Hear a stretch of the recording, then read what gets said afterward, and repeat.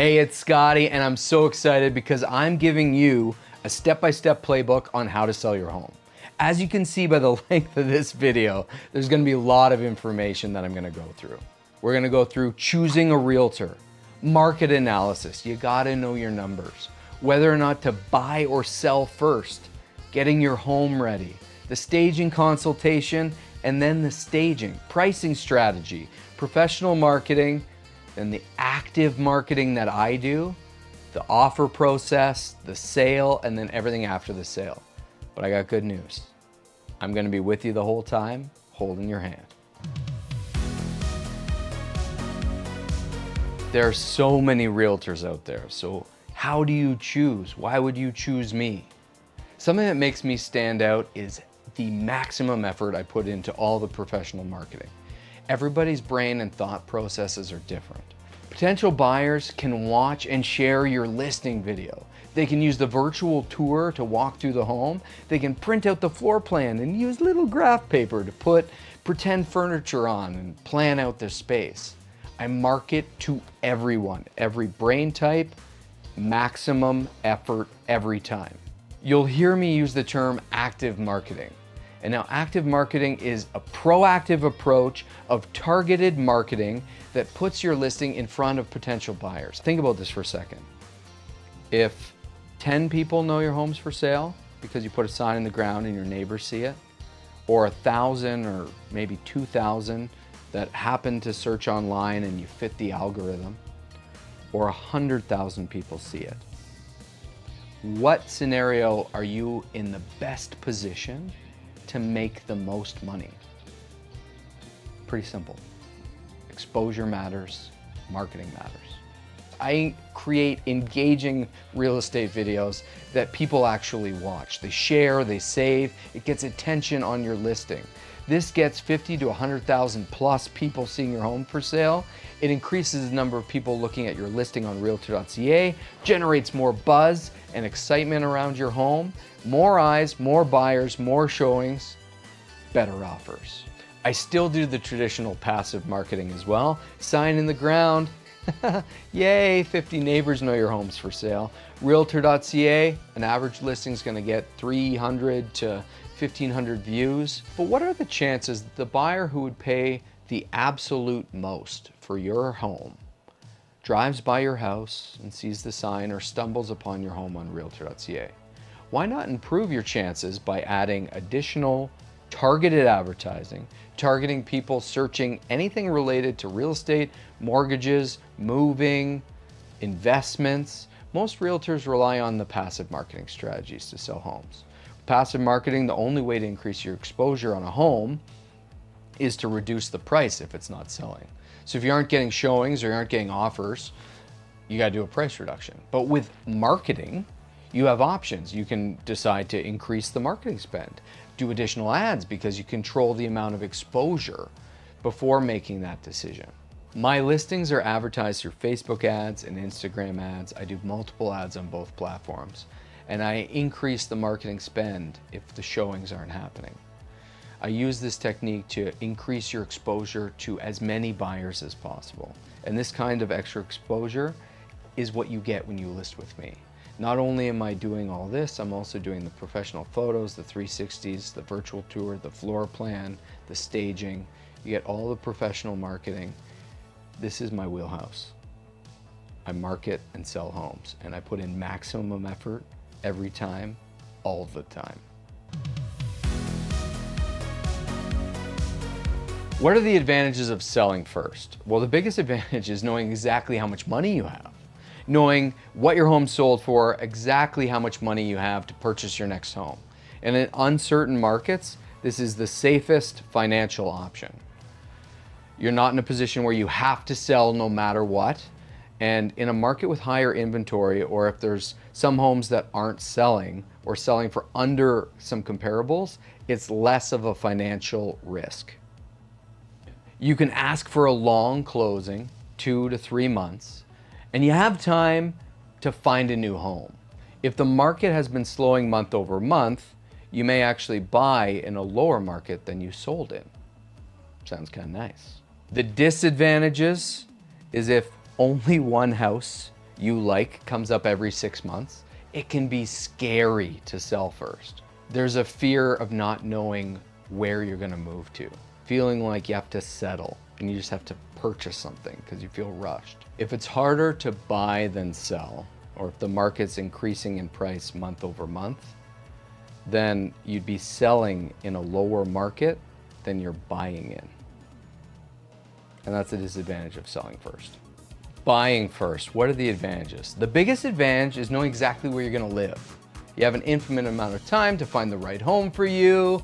And if it's a strong seller's market and everything's getting 10 offers and competing, you have the peace of mind in knowing you secured something and you know where you're gonna live before you sell. And if the market's been increasing month over month, by the time you sell, good news, your house is now worth more money. But there are disadvantages. The biggest disadvantage is not knowing exactly how much money you have.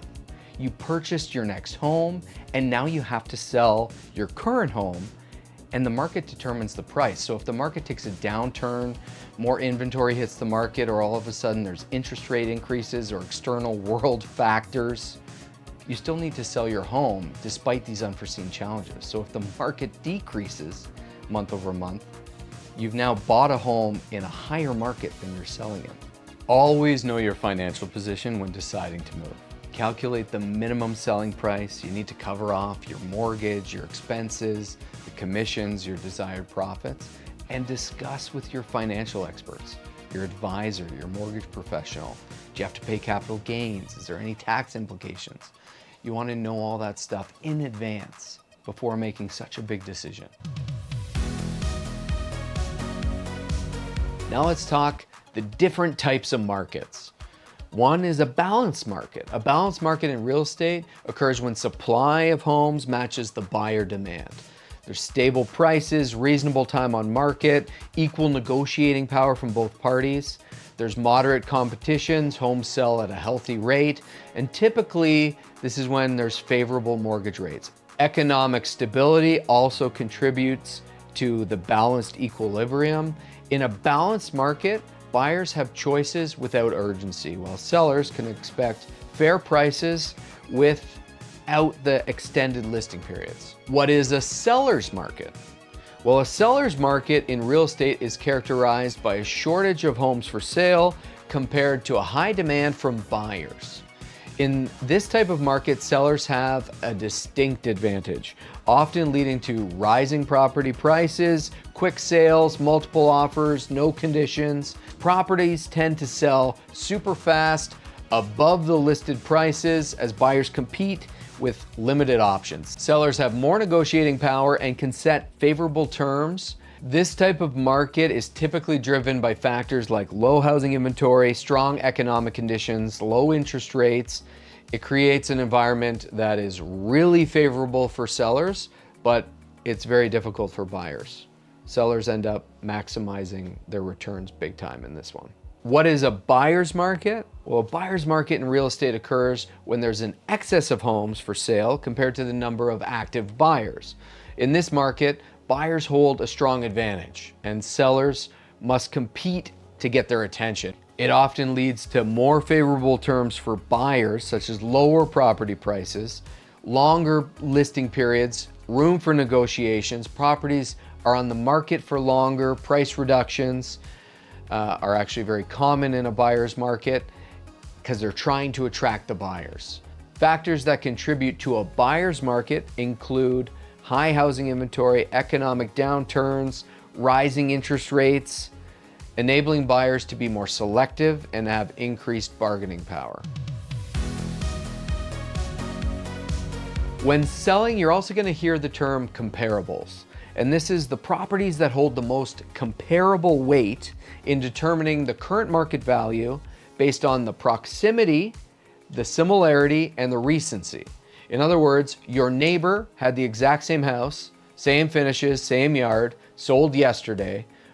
Well, that would be a very strong comparable. For apartment condos and townhouse condos, it's the similar properties are easier to analyze because they're right in the exact same situation. With detached homes, there's more analysis that needs to be done. If nothing is sold recently in your immediate area, we actually expand the comparable sales analysis to include areas that sell at similar price points and do a wider search. When selling, I also like to look at what we're competing against, the competitive analysis. What are we competing against? What other options do buyers have in the price range? What pricing strategies are working based on the most recent sales activity in our direct neighborhood and at the price point in the region as a whole? So you met with a realtor, you've decided you're gonna sell, but even before the staging consult, there's some things you can do to get your home ready. Decluttering your home before selling is essential to create a clean and appealing space that can attract potential buyers. So here's a step-by-step guide on how to declutter effectively. Set a goal and a timeline. Determine clear goals and reasonable timelines for decluttering and selling your home. Do a room-by-room approach. Tackle one room at a time to prevent feeling overwhelmed. Begin with the most cluttered areas such as the garage, the basement, or the attic. Declutter strategically. Start by disposing of items you no longer need or use. Donate, recycle, and discard things. Sort your belongings into categories. Maybe a keep pile, a donate pile, sell, all that stuff. Stay organized. Reduce personal items. Minimize visible personal photos, collections, collectibles. Personalized decor doesn't appeal to everybody. So you want to make it so the buyer can visualize the space as their own. Clear the countertops and surfaces in the kitchen and bathroom. Clean the countertops of appliances, toiletries, personal items. Create a clean and spacious look. Organize storage spaces, organize closets, cabinets, and storage areas. Remove excess items to showcase available space. Consider using a storage bin or organizers to keep them neat. Furniture arrangement. Remove or rearrange furniture to create an open and inviting layout. Less furniture can make rooms feel actually larger. Minimize decor. Neutralize the decor by removing bold and unique items to make it more appealing to the masses. Consider painting walls in neutral colors and create a fresh canvas. Now I know you're saying, Scottie, you're wearing bright clothes, you wear neon every day. And the truth of the matter is, if it's your home and you're gonna live there, I've got a mural in my dining room. I love it. But if I were selling my home, I know that if I took 10 buyers through the house, 2 of them are gonna love the mural. They're gonna say, wow, this is really cool. But 8 of them will want something more neutral. And this is why when you're selling, it is important to appeal to the masses, go neutral, go bright, have as much light as possible, and make it clean and very minimalist. It's gonna help you sell. And now for the staging consult and the staging. The advantage of bringing in a stager is their unbiased eye. Sometimes we use the existing furniture, they give declutter ideas and ways to utilize what's already in the space to showcase the home in its best light. In other cases, the stager may suggest bringing in additional items, swapping things out, or even removing almost everything. Here's the top 6 reasons to stage a home to sell. It's the improved first impressions. Staging helps create a positive and memorable first impression. A well-staged home welcomes a buyer with an inviting atmosphere, making them more likely to form an emotional connection to the property. Staging enhances the visual appeal. Staging highlights your home's best features, such as the spaciousness, the architectural details, the natural light, and allows buyers to see the full potential of the space and envision how they can use it. Staging shows the optimized space. Staging optimizes the layout, the flow of the home. A professional stager can arrange furniture and decor and make rooms feel more spacious, functional, and aesthetically pleasing. Neutralized decor. Staging often includes depersonalizing the space by removing personalized items and using neutral color schemes. This helps potential buyers imagine their own belongings in your home and minimizes distractions. Staging actually helps with online marketing as well. A well-staged home looks more appealing on photos, on the online listing, marketing materials. It attracts a larger pool of potential buyers. High quality photos and video of a staged property is going to generate more interest than a home that wasn't prepared properly. A staged home can help the speed of sale and actually the price of the offers. They tend to sell more quickly than non-staged homes, and additionally, buyers may be willing to pay a premium for a home that's move-in ready and beautifully presented, which is going to put you in a better position on offer day.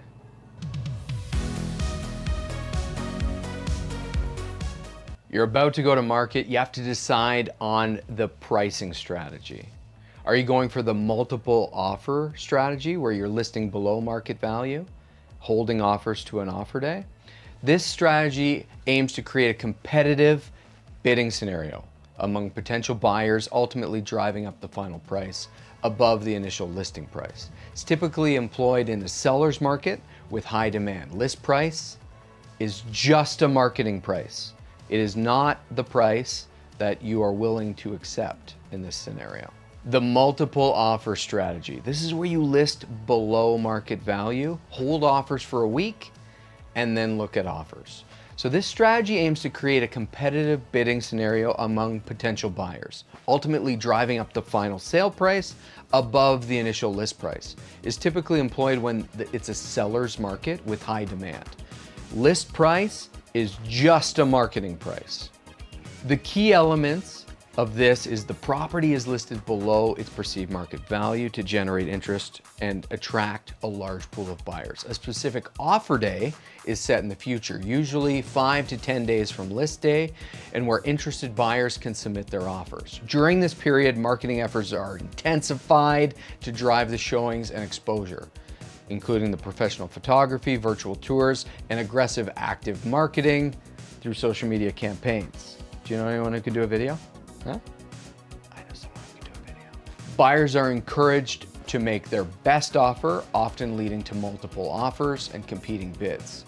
The seller has the option to accept the most favorable offer or negotiate with the potential buyers.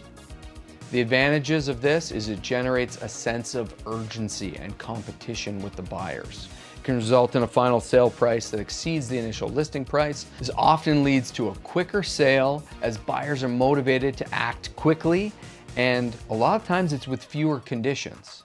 What are the downsides of this strategy? Well, if on offer day you don't get offers that meet your expectations or exceed them, then you're going to be in a position where you're not going to want to accept any of the offers.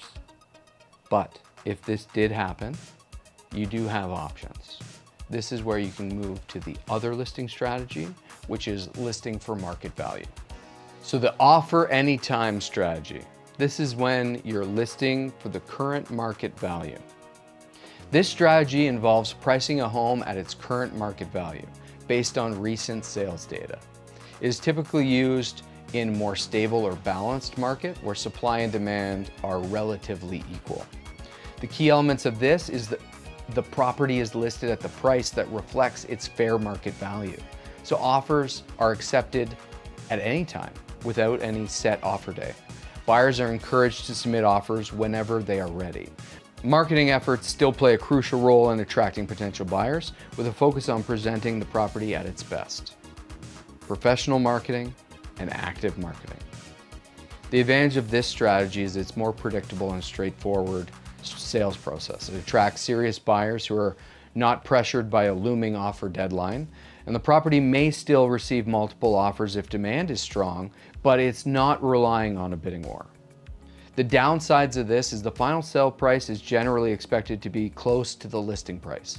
So it's less of a marketing price, it's now actually more of a list price, which may not result in higher offers. The time on market can be longer than a multiple offer strategy, and it doesn't have the same sense of urgency. Something else you really need to understand is the average days on market. So before selling your house, find out how long are houses normally sitting on the market. Is it 30 days? Is it 8 days? Is it 90 days? This is gonna help you set your expectations. So going into listing your house, you know what to expect. And say the average day on market's 60 days, but you only want your house on the market for 2 weeks. Well, then you're gonna have to be more aggressive in your listing strategy. These are all things to talk to your realtor about, and there's ways to make either strategy work. So we talked a little bit about the different pricing strategies. I want to dive a little deeper into the multiple offer strategy. So we listed the property below the market value a little bit, and it's driven lots of showings. We have an offer day. We decided it was 5 to 10 days after it was listed, and decided whether or not we would deal with preemptive bully offers, which means offers before an offer date. So we made it to offer day.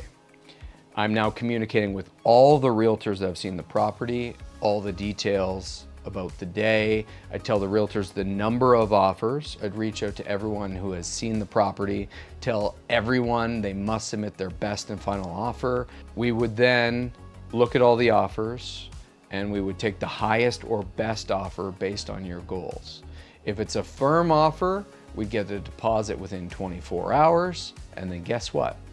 You're sold.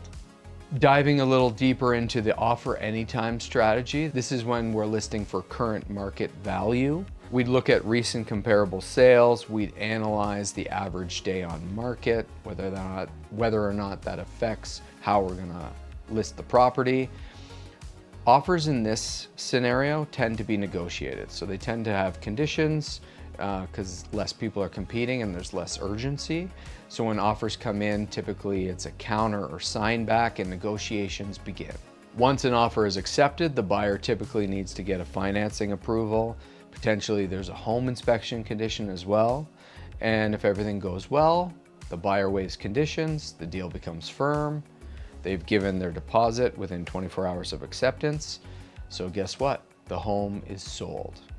So again, to remember, when you are listing a home at current market value and there's less competition, you're probably going to be dealing with conditions. Now, conditions aren't the end of the world. A lot of the times they get waived and your house is sold. But you do need to remember that a financing condition or a home inspection condition does give a buyer that extra amount of time to decide whether or not they like the financing they can get, whether they can get financing at all, and whether or not your home is what they expected. And sometimes home inspection comes through, it's everything they expected, everything lined up to kind of what they feel they paid for, and then it's a non-issue. We just waive conditions, your house is sold.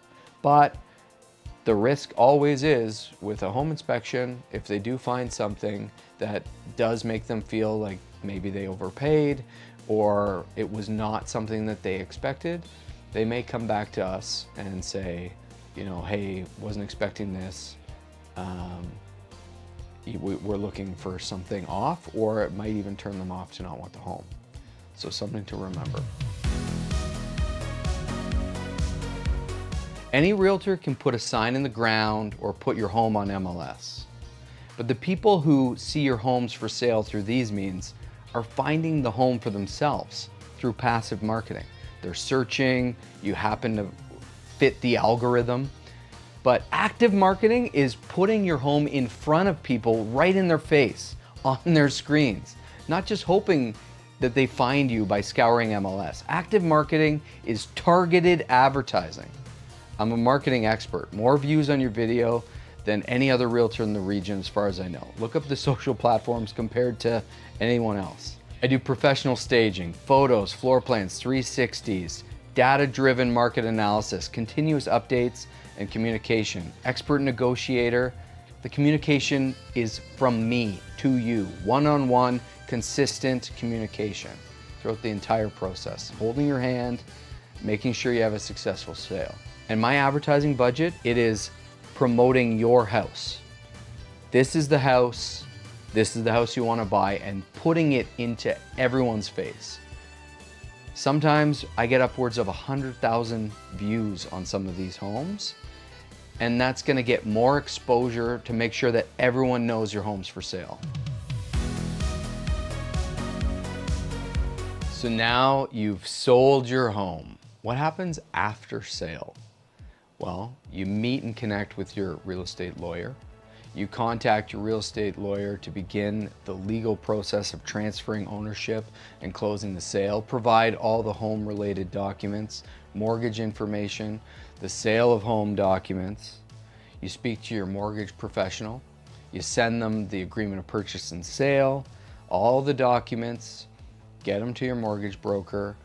You sign all the mortgage documents required from them. Review your finances with your financial advisor if you have one. You evaluate your financial situation now and consider how the proceeds from your sale will be used, whether it's to purchase a new home, investments, or other financial goals. You'd contact the utility companies, service providers, local authorities to cancel or transfer any services like water, electricity, gas.